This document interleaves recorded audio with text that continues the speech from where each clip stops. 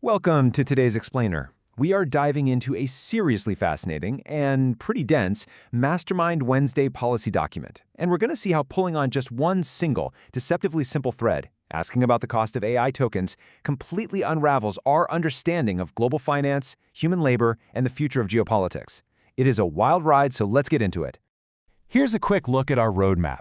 We're going to cover the pricing illusion, then move into machine money, the paper gold problem, sovereign threats, the geopolitical split, and wrap it all up with the AI native future.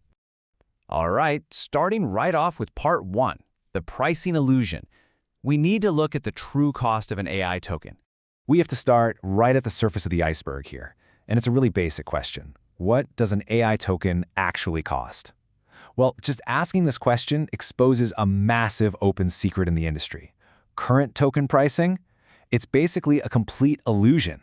Depending on who you're talking to, published prices are either just a basic cost plus markup, or they are heavily subsidized way below actual cost as a sort of provisional marketing gimmick.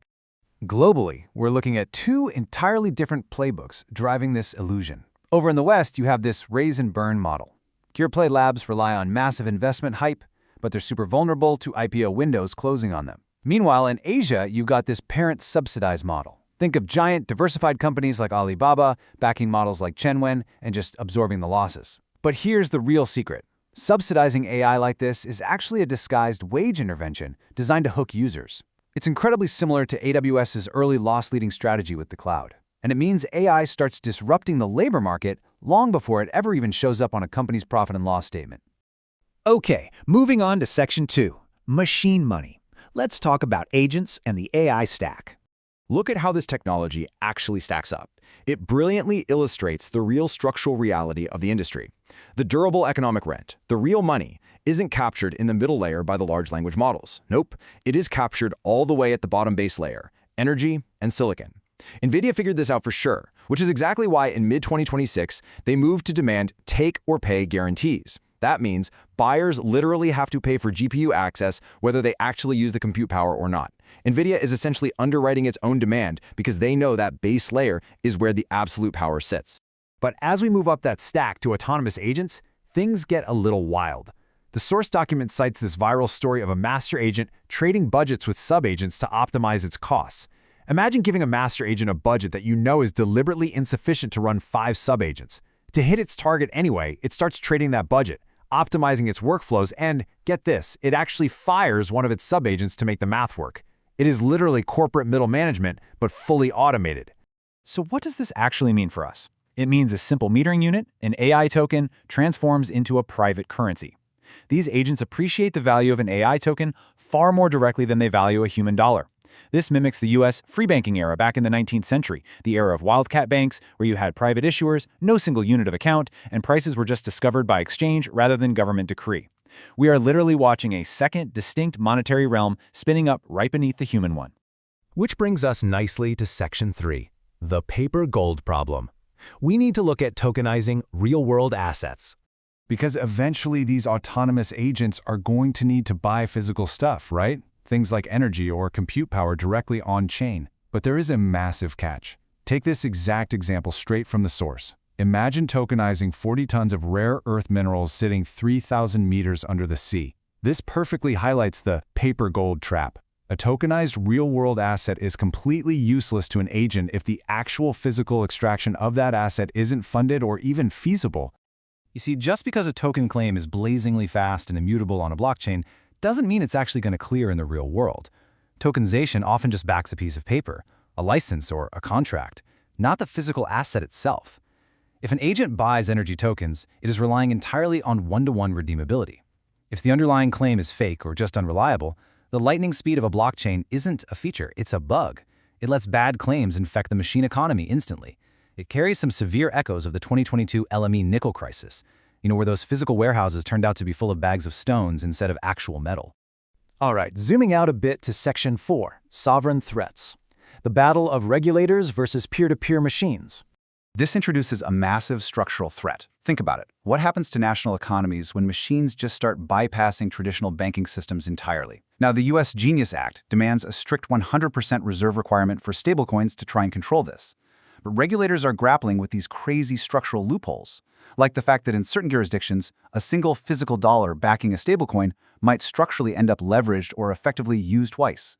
It really highlights the immense difficulty regulators are facing when they try to pin down this machine-native money. And the threat to the state here is profound. If machines start minting and moving money peer-to-peer, central banks completely lose their visibility. Standard metrics like the M1 and M2 money supplies, which measure the actual circulating cash in an economy, they just become completely uncountable. Now, tracking this peer-to-peer machine money is technically intensive, sure, but more importantly, it's politically radioactive because you're effectively surveilling the entire electorate's financial lives. So regulators are desperately trying to herd all this token activity into a walled garden of centralized, easily regulable exchanges.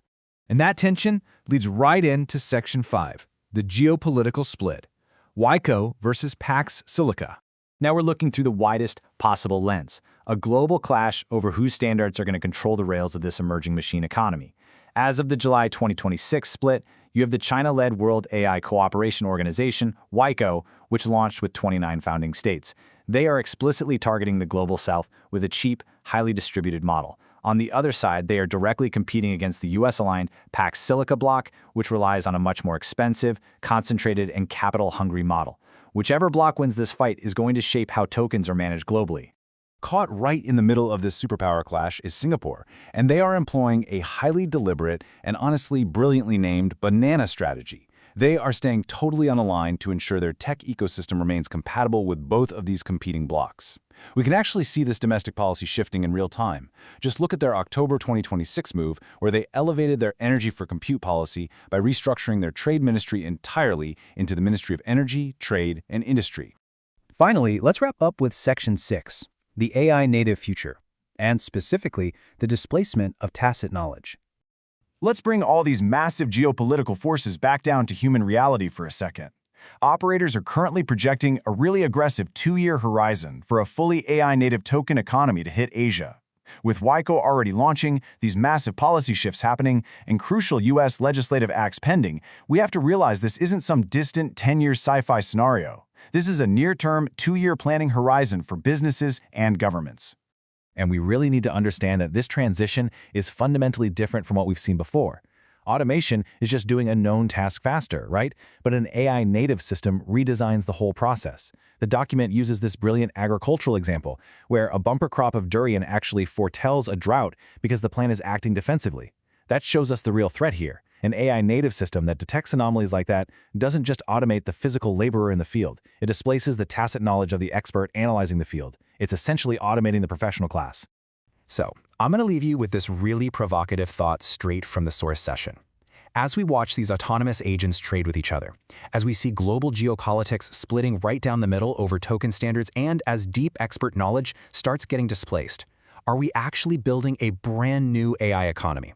Or is this, underneath it all, just an investment and monetary story? Is it just Wall Street wearing a really convincing tech costume? Who is actually pulling the strings of the machine economy? That's something to think about.